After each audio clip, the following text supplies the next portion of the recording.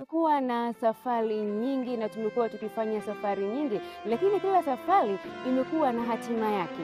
Sikia hii, mnamo tarehe 9 ya mwezi wa 5 mwaka huu 2026 kutakuwa na tukio la federation kubwa, ambayo federation hiyo itakuwa ni federation ya mwisho ya uongozi wa South Nyanza Conference tangu mwaka jana, ambapo ni mwezi wa 5 walipokabidhiwa uongozi mpaka mwaka huu, ambapo wanaenda kukabidhi uongozi huo katika kanisa la Waadventista wa Sabato Butimba. Federation hii itaambatana na watukasa mbalimbali kutoka vyuo mbalimbali ikiwemo chuo cha St. Augustine University of Tanzania, chuo cha Bugando, chuo cha Excellent, lakini chuo cha Mipango na pamoja na vyuo vingine vingi. Na bila kusahau pia kutakuwa na kwaya mbalimbali ndani ya TUCASA.